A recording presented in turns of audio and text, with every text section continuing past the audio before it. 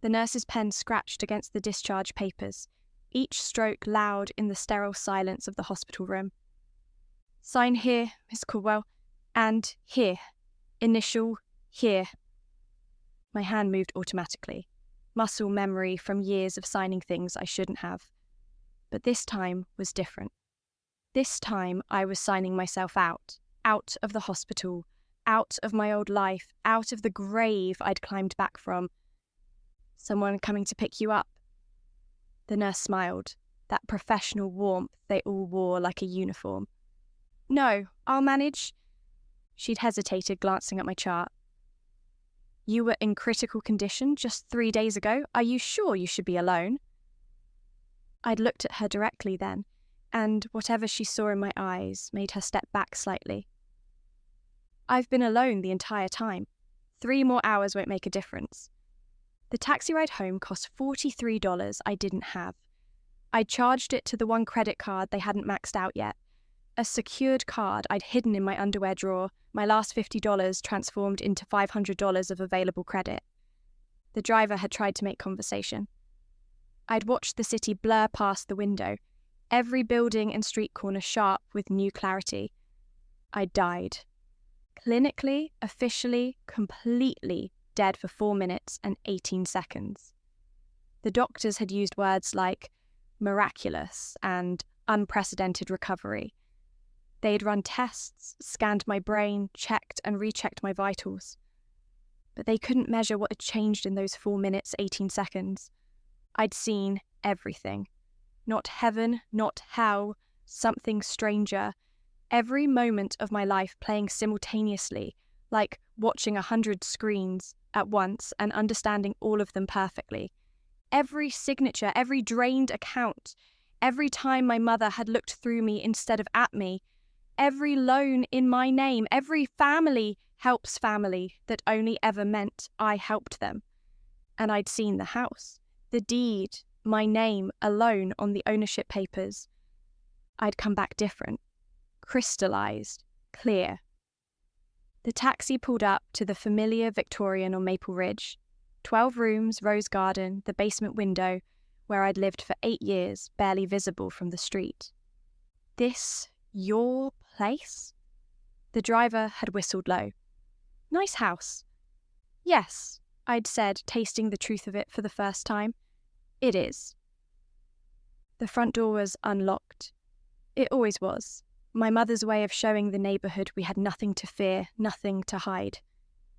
I'd walked in quietly. The grandfather clock in the foyer ticked, each second measured and counted. The chandelier hung overhead, crystal catching afternoon light. No one was home.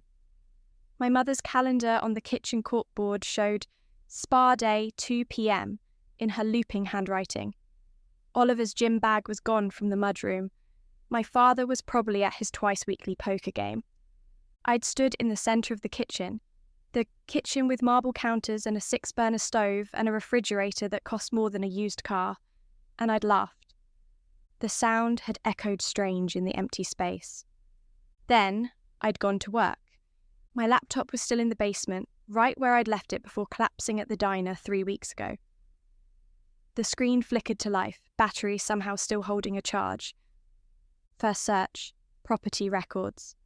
The county database loaded slowly. I'd entered the address, holding my breath. Owner, Sienna Marie Caldwell. Deed transfer date, March 15th, 2019. 6 years ago. I'd been 25, working doubles at the diner, signing papers my mother had shoved in front of me while I was half asleep. Just estate planning, honey. Tax purposes, completely normal. I'd been the sole owner for 6 years and had lived in the basement like a tenant who paid rent through labour and erased identity. Second search, property tax records, 3 years overdue. Total owed $47,000, plus penalties, plus interest. My chest had tightened, but not with panic, with something sharper, colder. Third search, mortgage records. 3 mortgages, all in my name. All taken out after the deed transfer. Total debt, $319,000. The house was worth maybe $420,000 in current market. They'd leveraged my asset to the breaking point, and when it snapped, only my credit would shatter. Fourth search, real estate attorneys near me. Attorney Rebecca Martinez had answered her cell phone on the third ring. Martinez Law, how can I help you? I need to sell a house. Today, as fast as legally possible. A pause. Today is Friday at 4 p.m. That's ambitious. What's the situation? I own a house. My family lives in it but doesn't know I own it. They've taken out mortgages in my name and haven't paid property taxes in 3 years. I want to sell it before they come home tonight. Another pause. Longer. Come to my office. Now bring every document you have. Rebecca's office was small but organised. Files colour-coded and stacked with precision. She was maybe 40, dark hair pulled back, eyes that didn't waste time on sympathy when calculation was more useful. I'd spread out everything on her desk. The deed, the mortgage papers I'd printed from the county website, my hospital discharge paperwork, bank statements showing my emptied accounts. She'd read through it all in silence, her pen tapping occasionally. Finally, this is financial abuse, identity theft. You could press criminal charges. I don't want charges. I want them out of my house. Your house that you didn't know you owned. That I know I own now. She'd leaned back, studying me. You understand that if you sell this property, your family will have nowhere to go. They'll be evicted immediately.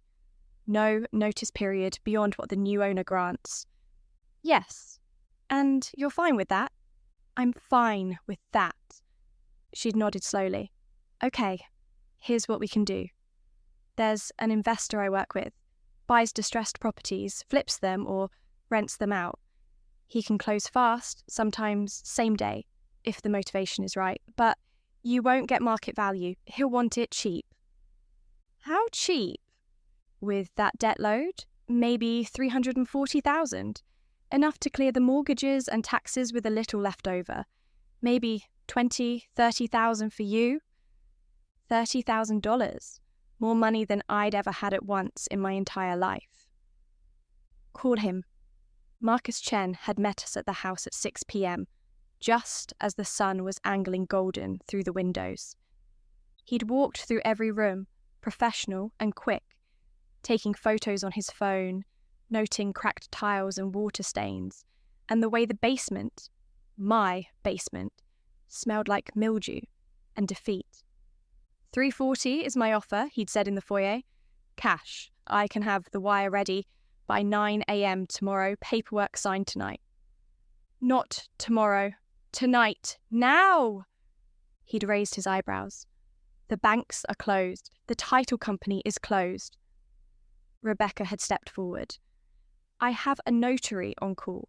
We can do a private contract tonight, binding and legal. You wire the money first thing tomorrow. We file the deed transfer by noon. The family can be served eviction papers by 2 p.m. That's aggressive, Marcus had said, but he was smiling slightly. Why the rush?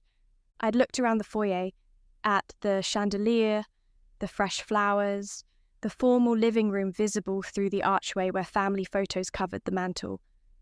Photos of my mother, my father Oliver. A family of 3, complete and smiling.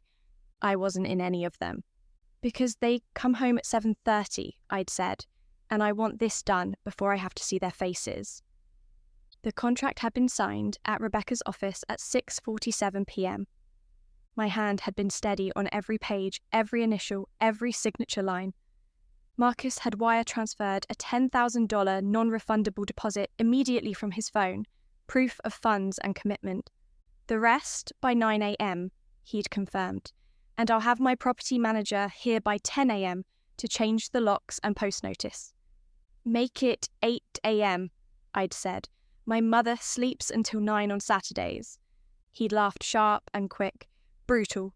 I respect that. Rebecca had handed me copies of everything, documents still warm from the printer. Where will you go? She'd asked. Hotel tonight? Apartment hunting tomorrow? And your family? We'll figure it out the same way I've been figuring it out my entire life. Alone. I'd gone back to the house one final time at 7:15 p.m. The basement stairs creaked under my feet, familiar and hateful. 8 years of my life in this concrete space. 8 years of sleeping on a camping mattress and using the utility sink to brush my teeth and keeping my clothes in plastic bins stacked against the wall. I'd packed quickly. Everything I owned fit in 2 duffel bags and a backpack. Clothes, laptop, the 3 books I'd read over and over, my hidden credit card, the emptied bank book I kept as evidence. The rest, the camping mattress, the plastic bins, the string of LED lights I'd hung to make the space less dungeon-like, I'd left. Let them see it. Let them see how I'd lived while they'd slept in bedrooms with crown moulding and ensuite bathrooms. I'd been halfway up the basement stairs when I'd heard the front door open. My mother's voice, bright and relaxed. "Oh, that massage was divine. My shoulders feel like butter." Oliver's laugh. "Mum, that's disgusting." "You know what I mean. Sienna, are you here?"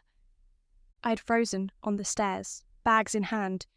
Then I'd kept climbing.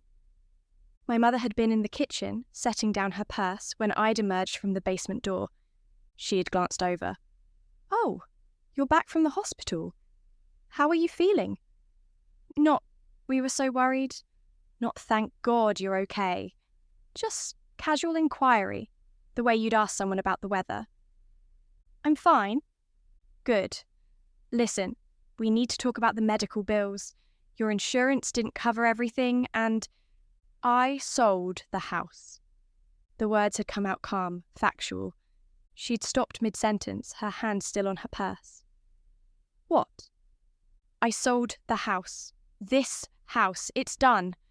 Oliver had appeared in the doorway, gym bag over his shoulder. "What's done?" "The house is sold," I'd repeated. "The new owner takes possession tomorrow morning. You have until 8 a.m. to take what you want. Anything left will be disposed of." My mother had laughed, the sound brittle. "Sienna, what are you talking about? You can't sell the house. This is our home." "It's my house, my name on the deed.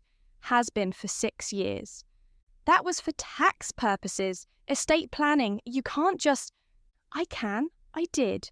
The contract is signed, the deposit is paid, the deed transfers tomorrow." Oliver had stepped forward. "This is insane. You're not making sense. Did the hospital give you too many painkillers?" I'd set down my bags, pulled out the folder Rebecca had given me, handed my mother the copy of the sales contract. She'd read it, her face draining of colour. 340,000. You sold it for 340,000. It's worth over 400. It's leveraged to 319,000. With back taxes, the buyer assumed all debt. I walk away with about 30,000 after fees. 30,000? Her voice had risen. You sold our family home for $30,000.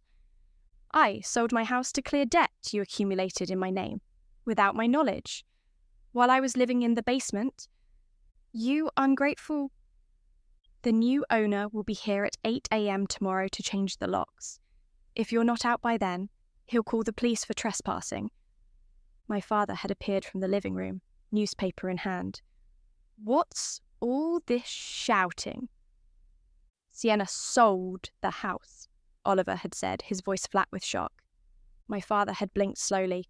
What house? This house, my mother had screamed, the first real emotion breaking through. Our house! She sold it! How can she sell our house? Because it's in her name, Oliver had said quietly, pieces clearly falling into place for him. The deed transfer. You said it was just paperwork. My mother had turned on me then, fury and desperation mixing. You can't do this. We'll fight it. We'll sue you. You'll what? Admit in court that you committed identity fraud, that you took out mortgages in my name, drained my accounts, left me to die in a hospital while you transferred my last $8,000. Silence. My father had sat down heavily. You died. For 4 minutes, 18 seconds. Then I came back. I'd picked up my bags. And when I came back clear. No more confusion about what I owed you. No more guilt about not being enough. No more believing that family obligation meant self-destruction. Where are you going? My mother's voice had been small, broken. Hotel tonight, my own apartment tomorrow, my own life. With $30,000? Oliver had laughed harsh. That won't last long. It'll last longer than your excuses. I'd walked toward the front door. My mother had grabbed my arm. Sienna, please, we can fix this. We'll talk to the buyer, explain the situation. The situation is exactly as I explained it. This house is sold. You have until 8 a.m. It's already 7:30. How are we supposed to pack an entire house in 12 hours? You're not. You're supposed to take what matters and leave the rest. The same way I've been leaving parts of myself in this basement for 8 years. I'd pulled my arm free and walked out the front door. Behind me, my mother had started crying. Real tears this time, not manipulative ones. I had kept walking. The hotel room was $97, charged to my hidden credit card. Clean sheets, working lock, a view of the parking lot. I'd sat on the edge of the bed and stared at the wall for 20 minutes. Then I'd called Rebecca. It's done, I'd said. I told them. How'd they take it? Badly. How else? Any chance they'll try to fight it? They can't. The contract is airtight, you said. It is. Marcus will wire the money at 9 a.m. I'll file the deed transfer by noon. By 2 p.m., this house will legally be his, and there'll be trespassers. Good. Get some sleep, Sienna. Tomorrow's going to be intense. But I hadn't slept. I'd sat in that hotel room, lights off, watching the digital clock count down the hours. At 3 a.m., my phone had started ringing. My mother's number, then Oliver's, then my father's, then my mother again. I'd let them all go to voicemail. At 4 a.m., the texts had started. Please, we can work this out. You're destroying the family. How can you be so cruel? We raised you better than this. I deleted them all without reading past the first few words. At 6 a.m., I had showered and dressed. Put on jeans and a t-shirt, my hair damp, no makeup. I'd looked in the mirror and seen someone I barely recognised. Someone hard. Someone clear. Someone who'd chosen herself. At 7:45 a.m., I'd driven back to the house. The moving truck in the driveway surprised me. They'd actually called a service, were actually trying to pack. I'd parked across the street and watched. My mother had been directing 2 movers, her voice sharp. Oliver had been carrying boxes, his face red with exertion. My father had been standing in the rose garden, staring at nothing. At exactly 8 a.m., Marcus's truck had pulled up. He'd gotten out with a property manager and a locksmith. I had gotten out of my car and crossed the street. My mother had seen me immediately. Sienna, thank God. Tell them this is a mistake. Tell them it's not a mistake. Marcus had approached. Miss Caldwell, the wire transferred at 9 a.m. As agreed, the deed will be filed this afternoon. The property is legally mine as of now. I understand. He'd turned to my mother. Mum, I am the new owner. You have until noon to remove your belongings. Anything remaining will be considered abandoned. Noon? But you said 8 a.m. My mother had looked at me accusingly. Mr. Chen is being generous, I'd said. I'd take the extra 4 hours. Oliver had dropped the box he'd been carrying. Cardboard splitting, dishes shattering on the driveway. This is really happening. You're really doing this. Yes.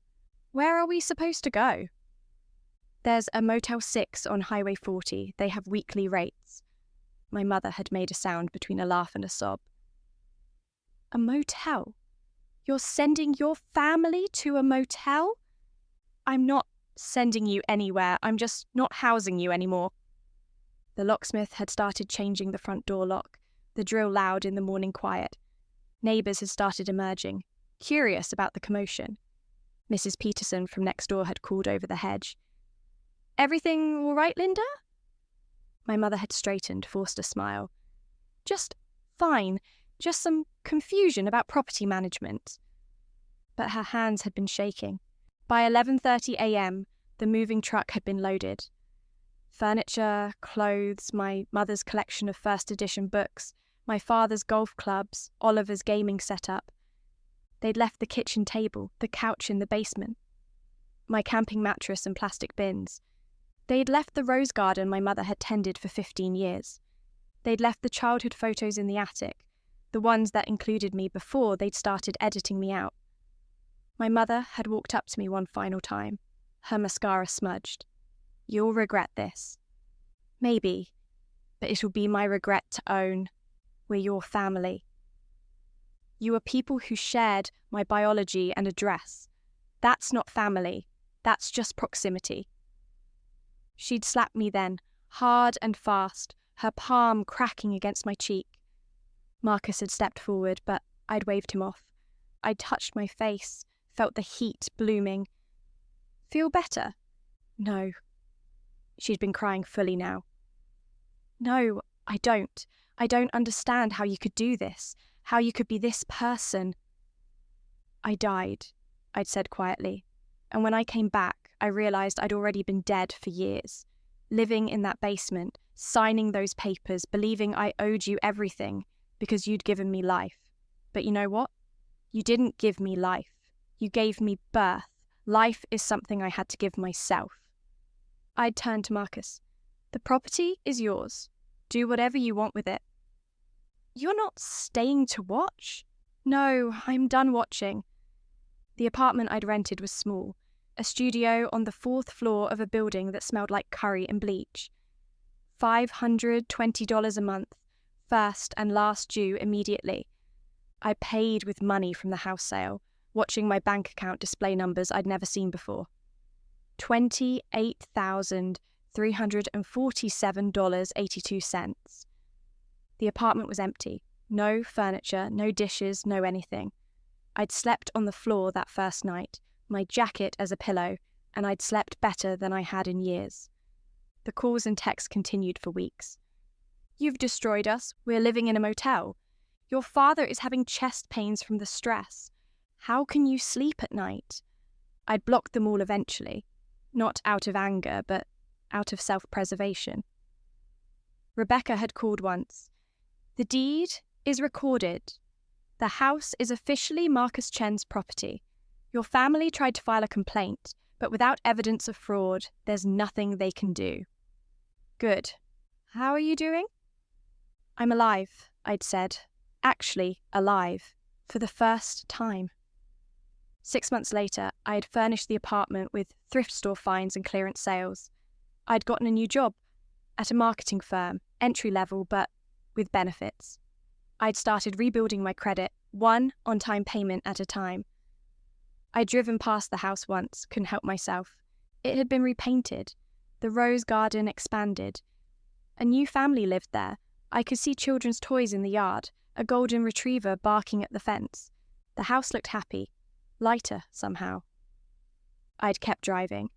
A year after the sale, Natalie had asked me over coffee, "Do you regret it?" I'd thought about it carefully. No, I regret that it was necessary, but I don't regret doing it.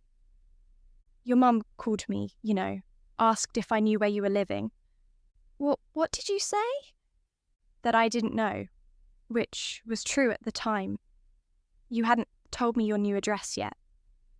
"Thank you." "She said you'd had some kind of breakdown, that you'd made terrible decisions while you were sick." "What did you say to that?" "I said that from where I was sitting, selling the house was the sanest thing you'd ever done." I'd smiled, real and warm. "That's why we're friends." 2 years later, Oliver had found me through LinkedIn. "Can we talk? Just you and me, no parents." I'd agreed to meet him at a neutral coffee shop, public and time-limited. He'd looked older, thinner. He'd ordered a black coffee and sat across from me in the booth by the window. "I'm not here to ask for anything," he'd started. "I just wanted to say, I understand now. Why you did it. Do you? We used you. I used you. And I knew it, I think, but I didn't let myself think about it because it was convenient. Okay. Mom and Dad are living in a one-bedroom apartment in the bad part of town. Dad's health is worse. Mom's working retail. I'm staying with friends, trying to finish my degree." "Okay." "I'm not telling you this to make you feel guilty. I'm telling you because I want you to know that we survived. It's been hard, but we survived." I'd sipped my coffee. "I'm glad. Are you?" "Yes. I didn't want you dead. I just didn't want to die for you anymore." He'd nodded slowly. "That's fair." We'd sat in silence for a moment. "Do you think we'll ever be a family again?" he'd asked. "No. But I think we might be friendly strangers someday. If you keep working on yourself, that's something, I guess. It's more than I thought I'd offer." He'd left after that, and I'd watched him walk to his beat-up car, shoulders hunched against the cold. I'd felt nothing. Not satisfaction, not guilt. Just the quiet neutrality of a well-made decision. 3 years after selling the house, I'd met David. He was kind, stable, had his own apartment and career and no debt in anyone else's name. When I told him my story, all of it, the basement and the hospital and the sale, he'd been quiet for a long time. "That took courage," he'd finally said. "It took dying. Sometimes that's what courage costs." We'd been married at City Hall the following spring, just us and 2 witnesses. No family invited because the only family that mattered was the one we were building. 5 years after the sale. My credit score had climbed to 720. I'd been promoted twice. David and I had bought a small house in a quiet neighbourhood, 2 bedrooms, and a yard just big enough for a garden. I'd planted roses. Not because of my mother, but despite her, because I liked roses, and I'd earned the right to like what I wanted without the weight of someone else's history crushing it. The first bloom had been deep red, velvet soft. I had cut it and brought it inside, set it in a water glass on the kitchen table. David had asked, "What are you thinking about?"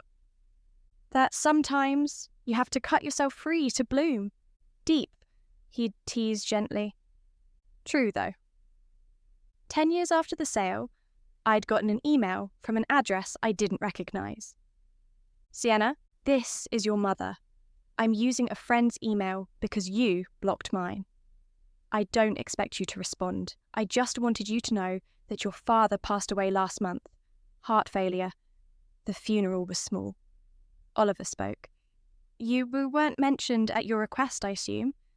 I am writing because I've been in therapy for 3 years now. My therapist suggested I write to you, not to ask for forgiveness, but to offer acknowledgement. You were right. We used you. I used you. I convinced myself it was normal, that family was supposed to sacrifice for each other, but the sacrifice only ever went one direction. I don't expect this to change anything.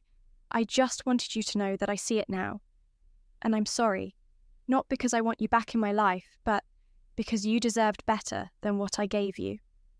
I hope you're well. Linda." I'd read it 3 times. Then I'd closed the email and never responded. Not out of cruelty, but because some apologies come too late to matter. They're true, maybe even earned, but the person they're meant for has already moved on so completely that going back would be regression, not healing. I told David about it that night. "Do you want to respond?" he'd asked. "No, but I'm glad she sent it. It means she grew just somewhere else, without me. That feels healthy." It does. 15 years after the sale, I'd been promoted to director. We'd had 2 kids, adopted siblings who'd needed a stable home. I'd given them the childhood I'd never had. Consistency, affirmation, the knowledge that they were wanted. I'd never told them about the basement or the hospital or the house sale. Those were my stories, my scars, and they didn't need to carry them. But I taught them about boundaries, about knowing their worth, about understanding that love is shown through actions, not words. If someone treats you badly, I'd told my daughter once, you don't have to keep them in your life just because you're related. Even family, she'd asked, especially family, because they should know better. 20 years after the sale, I'd been sitting in my garden, roses blooming in 6 different colours, when my phone had rung. Unknown number. I'd almost not answered. Hello? Sienna? This is Oliver. Silence. I know I probably shouldn't call, but Mum died yesterday. Stroke, it was quick. I'm sorry for your loss. I'm not calling to invite you to the funeral. I'm calling because she left something for you. A letter. Can I send it? No. You don't want to know what it says? No. Whatever it says, it's 20 years too late. She changed, Sienna. She really did. I'm glad. But that doesn't change what she was when it mattered. That's cold. That's survival. I'd hung up. David had looked over from where he was grilling dinner. Everything okay? My mother died. Oh, I am sorry. Do you need... No, I'm okay, really. And I was. Now, 25 years after the sale, I'm 60 years old. I look at my life, the career I built, the family I chose, the home I bought with clean money and clear conscience, and I feel complete. Not because I destroyed anyone, but because I saved myself. That morning, the morning after I came back from death, when I sold the family house, I didn't do it for revenge. I did it for freedom. And freedom looked like this, walking out of that hospital, signing those papers, telling them the truth, and never looking back. People sometimes ask if it was worth it, if I do it again. I always say yes. Because the alternative was staying dead in that basement, signing away pieces of myself until there was nothing left to save. I chose life instead. I stand in my garden now, the roses in full bloom, and I think about that girl in the basement. The one who thought she owed everyone everything.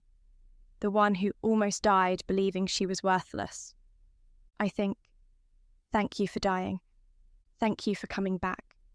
Thank you for selling the house, because that sale, that single act of self-preservation disguised as cruelty, it bought me everything I have now. Not the $30,000, though, that helped, but the knowledge that I was worth saving, that my life belonged to me, that I could choose myself and survive the fallout. The house is gone, sold to a stranger 25 years ago. My family scattered, distant, living their own lives without me in them. And I'm here, alive, whole, free. My victory was never revenge. It was waking up the morning after rebirth and choosing myself. It was selling the house they built their lives on without building mine. It was walking away and never looking back. I didn't destroy them. I just stopped being their foundation. And I built my own instead.